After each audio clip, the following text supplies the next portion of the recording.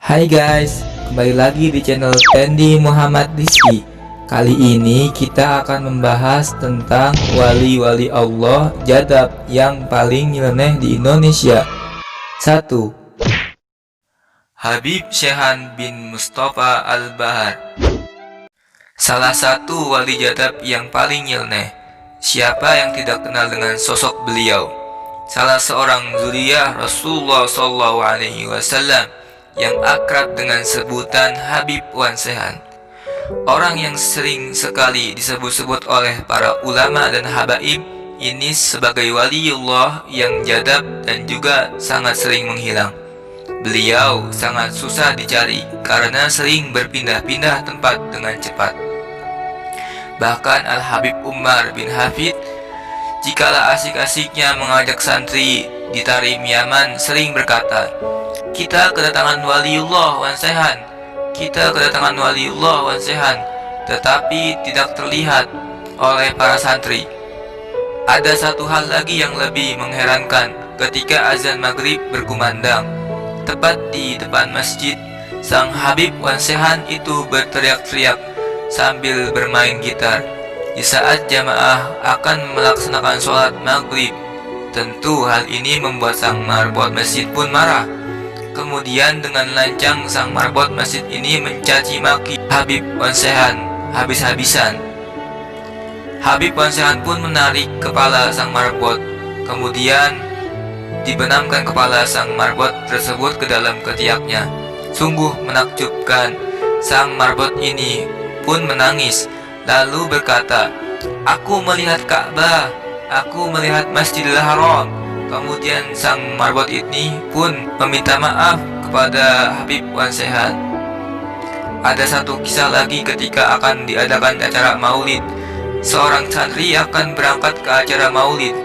Kebetulan ia melewati kediaman Habib Wan Syehan, lalu menyapa Habib Wan Syehan, "Ayo Bib, kita berangkat ke maulid, kok masih duduk aja?"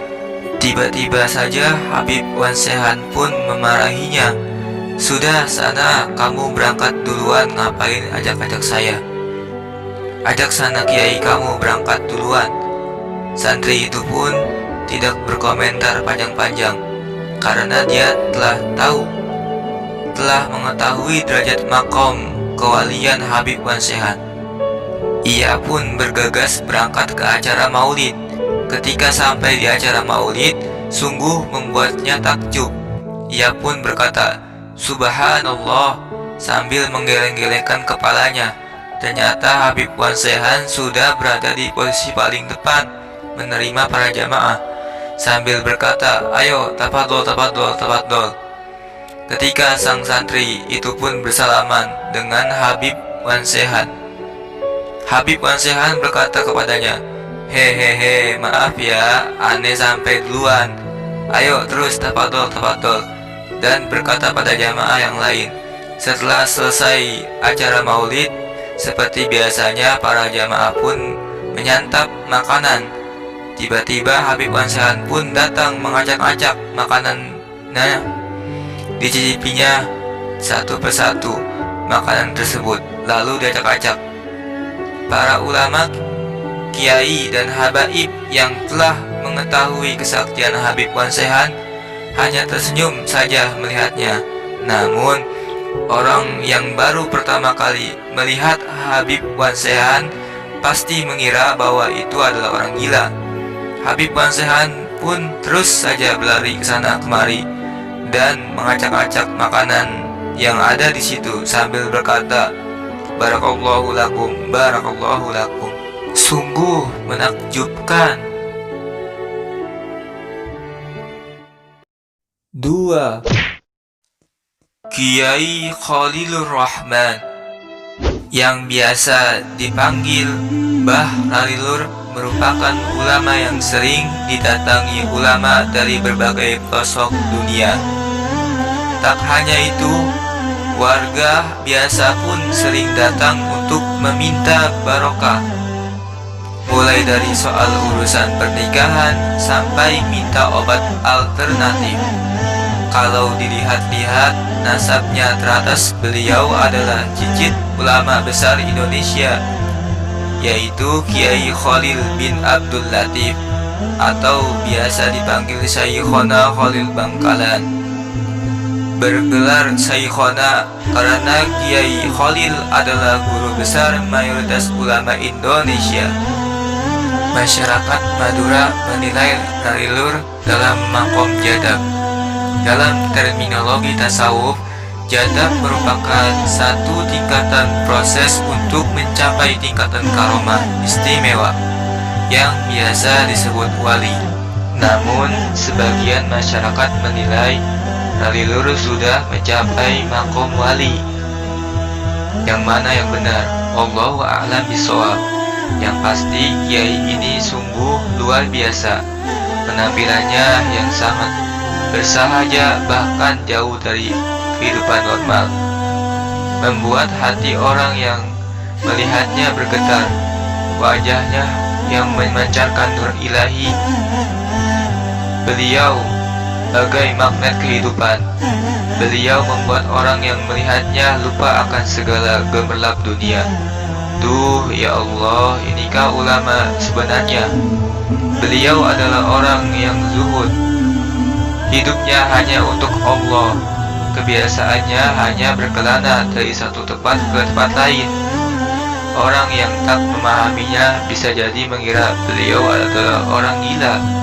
Maklum, dengan penampilan yang sederhana, terlebih perilakunya yang cenderung aneh, beliau kadang hidup di tengah laut merendam diri sampai berhari-hari.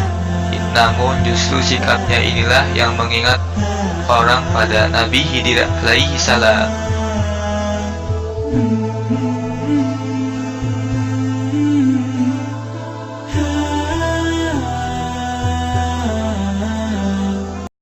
Tiga.